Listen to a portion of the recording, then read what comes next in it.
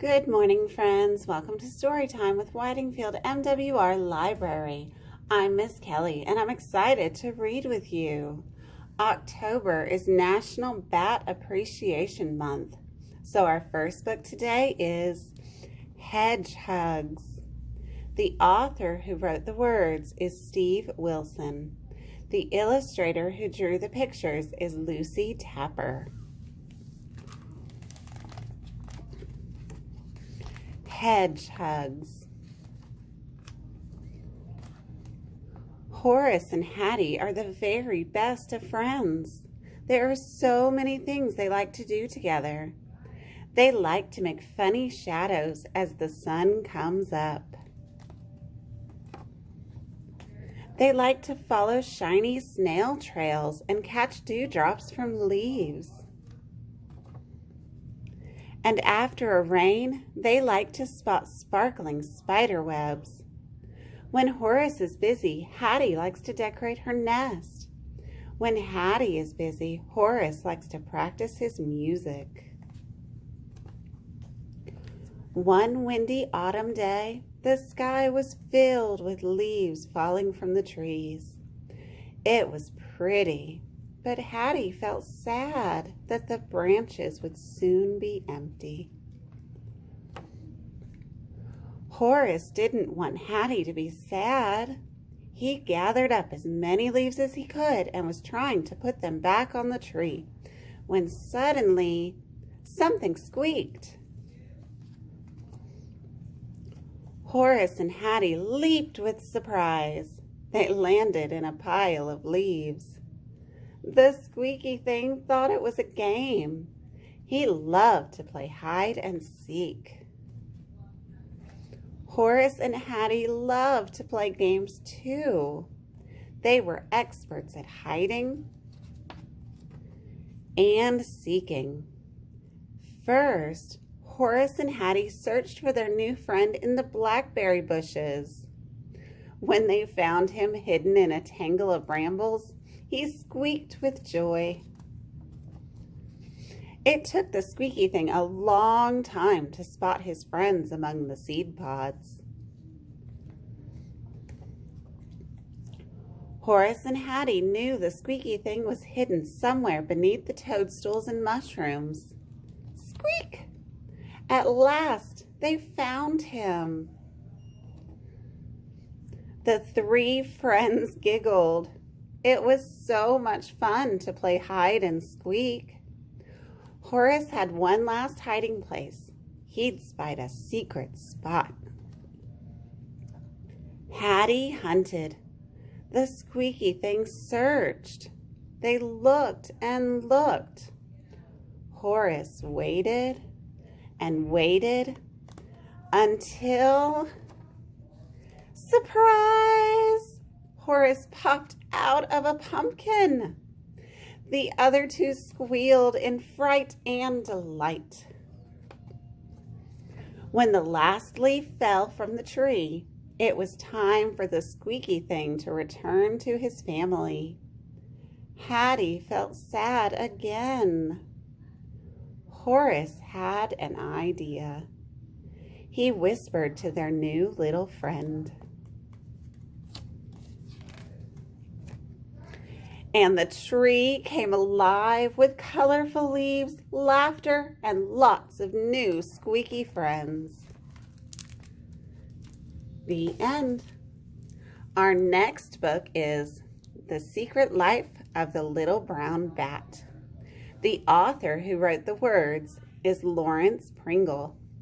The illustrator who drew the pictures is Kate Garchinsky.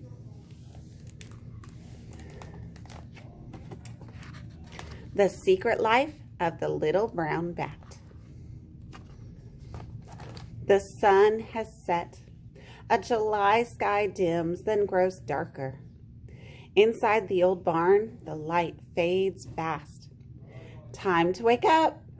Otis yawns and stretches a wing. His eyes wink open. Bats are Earth's only flying mammals, and they take very good care of their wings.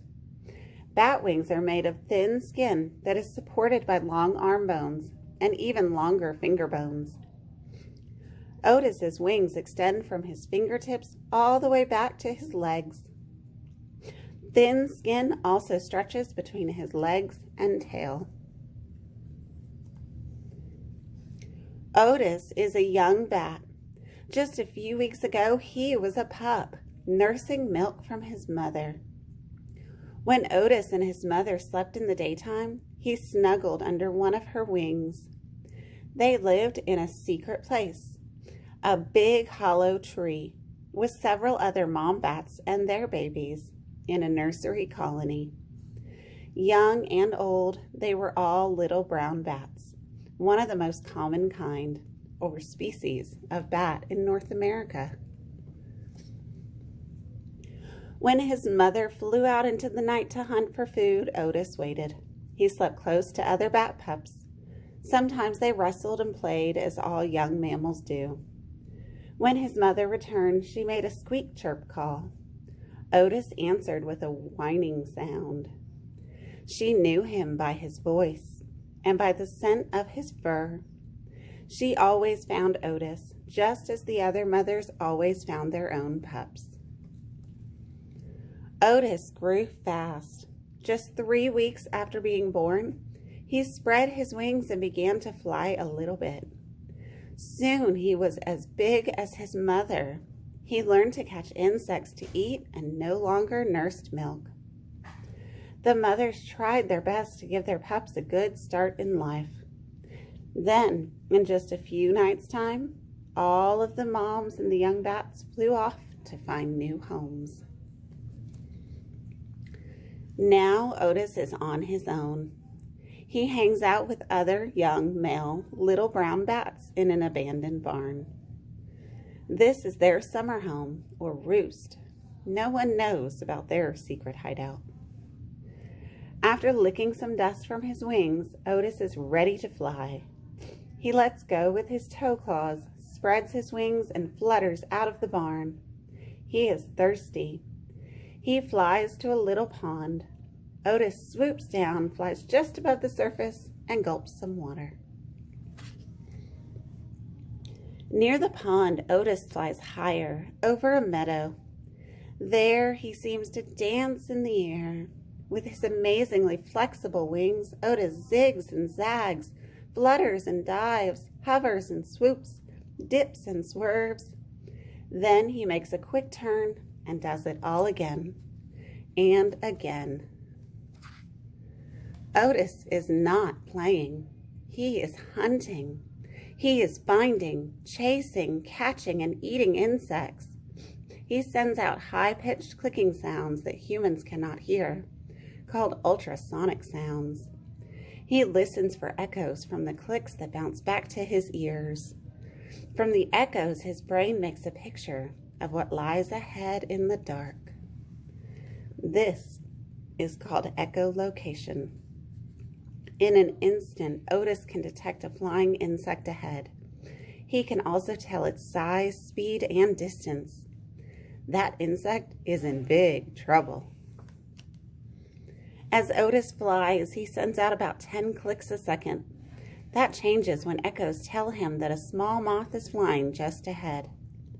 He sends out a quick burst of ultrasounds, almost 200 clicks a second.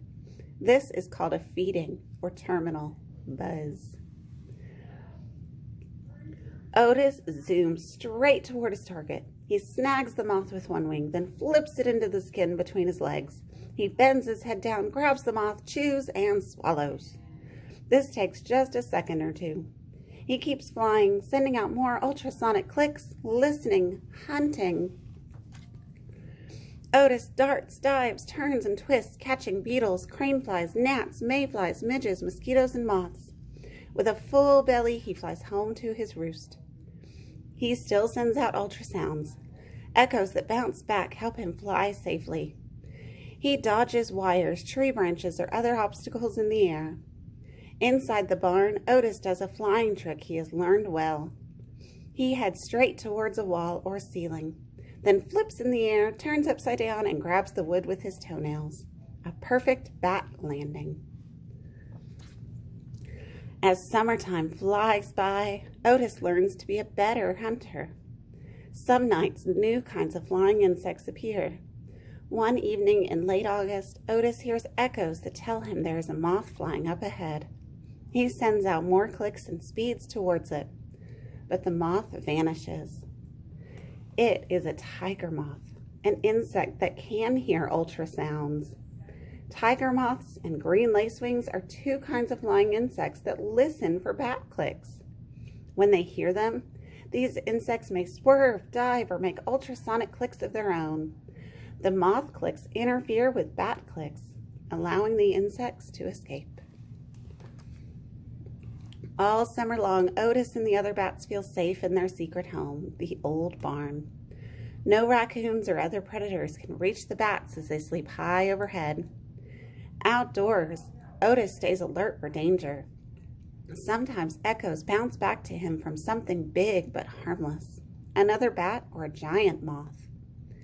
Moonlit nights can be especially dangerous for a bat. That might be seen by a night-flying predator. Tonight there is a full moon.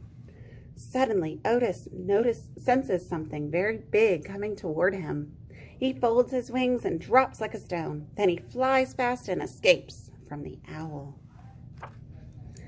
Every night, Otis and the other bats eat a lot. They store fat in their bodies, getting ready for winter, when there will be no insects in the air. Before that time comes, Otis and the other bats will be in a deep sleep-like state called hibernation. On a chilly September night, Otis leaves the barn, but does not hunt. Instead, he flies fast and true for many miles. The next day, he sleeps under the loose bark of a tree, then travels all through the night again. At dawn, he flutters into an opening in a rocky cliff, and then into a big room deep in the rocks. This is a secret cave where little brown bats gather. Both males and females live here, and Otis meets a female who becomes his mate. Otis and the other bats will hibernate until next spring. Then he will wake up, he will yawn, stretch, and clean his wings. Very hungry, Otis will fly out to hunt on a warm spring night. Lots of mosquitoes and other insects will be in big trouble. The end. I hope you enjoyed reading with me to celebrate October's National Bat Appreciation Month. Join me each Wednesday on our Whitingfield MWR Facebook page for more storytime adventures. Have a wonderful day. Bye.